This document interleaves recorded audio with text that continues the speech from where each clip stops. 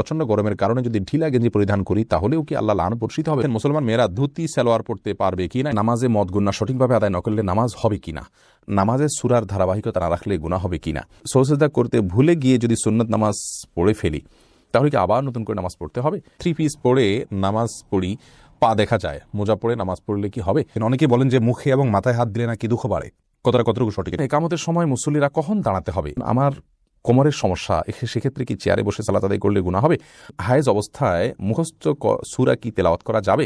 স্বপ্নদোষ এটা হয়েছে কিনা আমি শিওর নই বা মনে নেই, তাহলে কি করা দরকার? কবর পাকা করা হারাম, কিন্তু রাসূলুল্লাহ সাল্লাল্লাহু আলাইহি ওয়াসাল্লামের রওজা মোবারক কেন পাকা করা?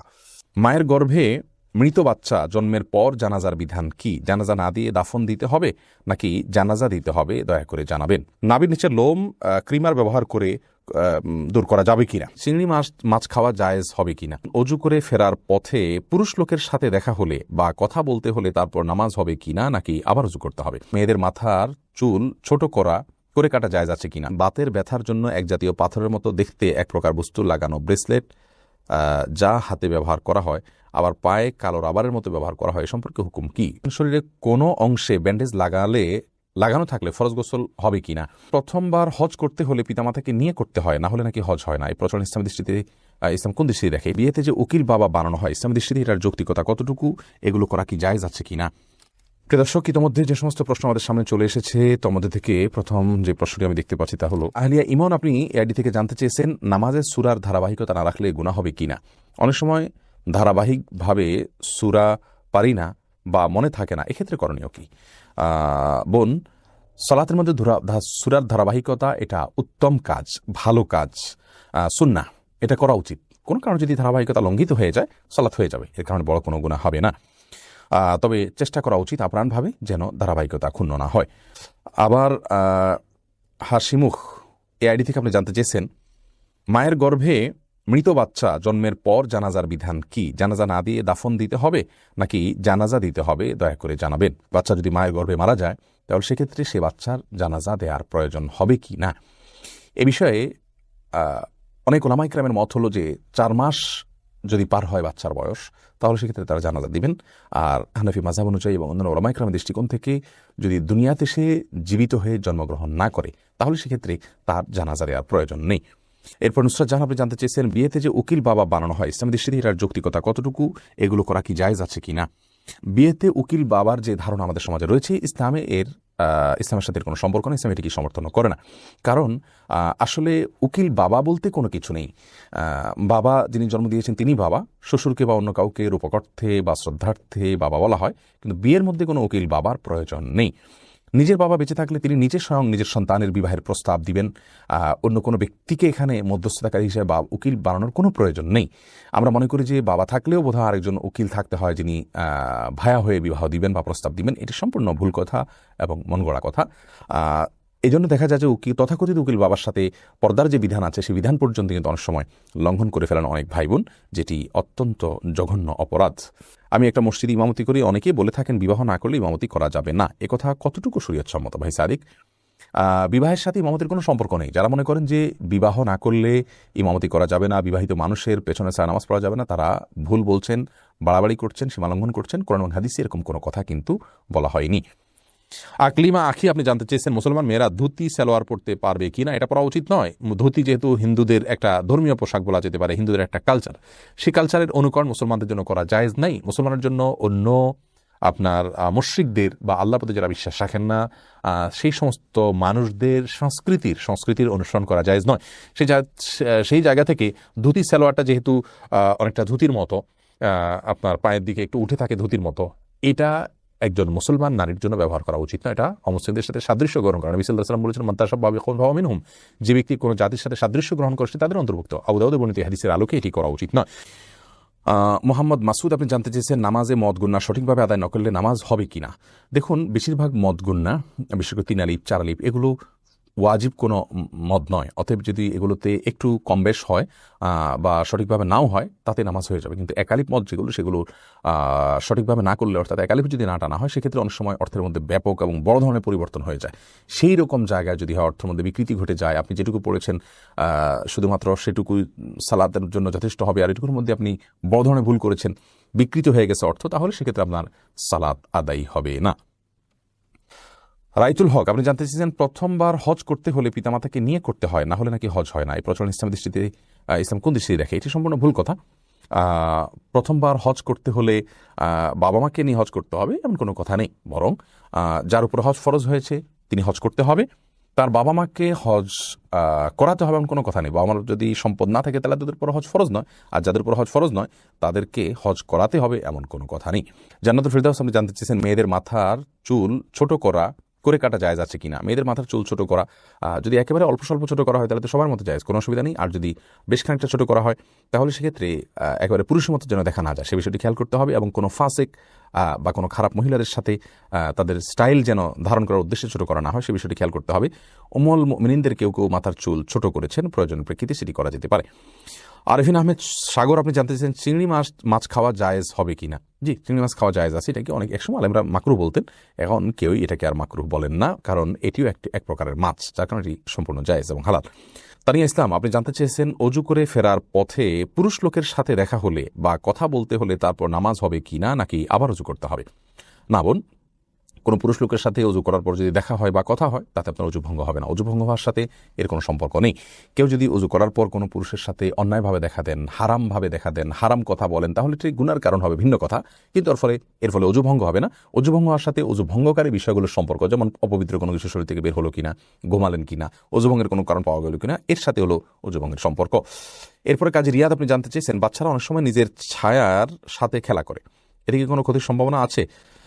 না, বাচ্চারা নিজের ছায়ার সাথে খেলা করলে এর জন্য বিশেষ কোনো ক্ষতির কথা আছে বলে আমার জানা নেই। ইসরাত আলিজা আপনি জানতে চেয়েছেন শরীরে কোনো অংশে ব্যান্ডেজ লাগানো থাকলে ফরজ গোসল হবে কিনা। যদি কোনো অংশে ব্যান্ডেজ লাগাতে হয়, ব্যান্ডেজ করাটা তার জন্য ক্ষতিকর হয়, অসুবিধার হয়, তাহলে সেক্ষেত্রে যে অংশে ব্যান্ডেজ লাগানো আছে ওই অংশ বাদে বাকি অংশে আপনি পানি ঢেলে যদি ধৌত করেন আর ব্যান্ডেজের উপরে শুধু ভিজা হাত দিয়ে মুছে নেন তাহলে আপনার গোসল হয়ে যাবে। আর যদি ব্যান্ডেজটা এরকম জায়গায় হয়, কথার কথা পেটে বড় করে ব্যান্ডেজ আছে, তাহলে সেক্ষেত্রে আপনি উপরের অংশে কোনোভাবে পানি দিতে পারছেন না, দিলেই ব্যান্ডেজ ভিজে যাবে, তাহলে সেক্ষেত্রে আপনি অবশ্যই তায়াম্মুম করে সালাত আদায় করতে পারবেন। সোহেল রানা সুজন আপনি জানতে চেয়েছেন বাতের ব্যথার জন্য এক জাতীয় পাথরের মতো দেখতে এক প্রকার বস্তু লাগানো ব্রেসলেট যা হাতে ব্যবহার করা হয় আবার পায়ে কালো রাবারের মতো ব্যবহার করা হয়, এ সম্পর্কে হুকুম কি? ভাই সোহেল, এই জাতীয় ব্রেসলেটের কোনো বৈজ্ঞানিক কোনো ব্যাখ্যা আছে কিনা যে এটি মানুষের শরীরে বাতের ব্যথাকে দূর করে? যদি থাকে তাহলে এটি ব্যবহার করা যেতে পারে, এবং যদি বৈজ্ঞানিক কোনো ব্যাখ্যা না থাকে, এর যৌক্তিক কোনো লজিক্যাল কোনো কারণ না থাকে, নিছক এটি একটা ধারণা মানুষের থাকে, তাহলে সেক্ষেত্রে এটি ব্যবহার করা জায়েজ হবে না। এমনি সোহাগ ইসলাম জানতে চেয়েছেন 4 রাকাত সুন্নত নামাজে প্রত্যেক রাকাতে সূরা ফাতিহার পর কি সূরা মিলাতে হবে? সুন্নত নামাজ হলে প্রত্যেক রাকাতে মিলাবেন। মাহবুবা খানম লাকি আপনি জানতে চেয়েছেন সহসেজদা করতে ভুলে গিয়ে যদি সুন্নত নামাজ পড়ে ফেলি তাহলে কি আবার নতুন করে নামাজ পড়তে হবে? জি, আবার নতুন করে পড়তে হবে। সিদ্দা সৌ যদি ওয়াজিব হয়, আপনার কোনো ওয়াজিব ছুটে থাকে তাহলে সিদ্দা সৌ দিতে হবে। সিদ্দা সৌ যদি আপনি না দেন তাহলে ওয়াজিব তরক করলেন, আর ওয়াজিব তরক করলে কিন্তু আপনার সালাতের ফরজ বা দায়িত্ব যেটা সে দায়িত্বটা যথাযথভাবে আদায় হলো না। এমনি মাহবুব রহমান জানতেছেন একামতের সময় মুসল্লিরা কখন দাঁড়াতে হবে? একামতের সময় মুসল্লিদের নির্দিষ্ট কোনো বাধ্য করে দেওয়া হয়নি যে এই সময় দাঁড়াতে হবে। আমরা অনেকে মনে করি যে কামাতের সালাহ বললে তখন দাঁড়াতে হবে, অথবা হাইয়াল সালাহ হায়াল ফালা বললে তখন দাঁড়াতে হবে, এরকম কোনো কিছু কিন্তু আবশ্যক নয়। একামতের শুরুতে বা মাঝে যে কোনো পর্যায়ে মুসল্লি দাঁড়াতে পারবেন। রিমা আখতার আপনি জানতে চাচ্ছেন পায়ের সমস্যা, তাই টেবিলে বসে নামাজ পড়ি, আমি কি আরেক টেবিলে সিজদা দিতে পারবো? পায়ের সমস্যা হলে আপনি টেবিলে বসে যদি নামাজ পড়েন আরেক টেবিলে সিজদা দেওয়ার কোনো প্রয়োজন নেই। আপনি যেখানে বসে সালাত আদায় করছেন তার বরাবর ফ্লোরে যদি আপনি সিজদা করতে সক্ষম হন ভালো, যদি আপনার শারীরিক অবস্থার কারণে সেটি আপনি করতে না পারেন, চোখের অপারেশন হয়েছে অথবা আপনি মেরুদণ্ডের সমস্যা রয়েছে, আপনি পিঠ ভাঙতে পারেন না, সিজদা করতে পারেন না, তাহলে সেক্ষেত্রে আপনি যে অবস্থা আছেন সে অবস্থায় বসে জাস্ট কিছুটা ঝুঁকে রুকু আর আরেকটু বেশি ঝুঁকে সিজদার নিয়ত করবেন, তাতে আপনার সালাত আদায় হয়ে যাবে। অনেকে এটা করেন যে একটা চেয়ারে সালাত আদায় করছেন, কথার কথা চেয়ারের সামনে একটা টুল রেখেছেন, টুলে তিনি সিজদা করছেন। ফ্লোরে সিজদা যদি না করেন তাহলে টুলে সিজদা করার কষ্ট করার কোনো প্রয়োজন নাই, তিনি ইশারা করেই সালাত আদায় করলে হয়ে যাবে। এমডি ইউনুস আলী টনি আপনি জানতে চেয়েছেন হায়েজ অবস্থায় মুখস্থ সূরা কি তেলাওয়াত করা যাবে? মাসিক অবস্থায় এবং প্রসব পরবর্তী ব্লিডিংয়ের সময় কোরআন তেলাওয়াত করা যাবে কি না, এটা নিয়ে ওলামায়ে কেরামের মত পার্থক্য রয়েছে। জমহুর বা সংখ্যাগরিষ্ঠ ওলামাদের মত হলো এ অবস্থায় কোরআন তেলাওয়াত করা যাবে না। কারণ রাসূল আকরাম সাল্লাল্লাহু আলাইহি সাল্লাম গোসল ফরজ হওয়া অবস্থায় কোরআন তেলাওয়াত করতে নিষেধ করেছেন, আর এটিও গোসল ফরজ হওয়ার অবস্থা, যার কারণে এই সময় কোরআন তেলাওয়াত করা যাবে না। সম্প্রতি বিন বাজ ইবনে উসাইমিন রাহিমাহুল্লাহ তারা সহ আরব বিশ্বের কোনো বা অনেক ওলামায়ে কেরাম বলছেন যে এটি করা যাবে। নিরাপদ হলো না করা এবং শোনা, তেলাওয়াত শোনা যেতে পারে।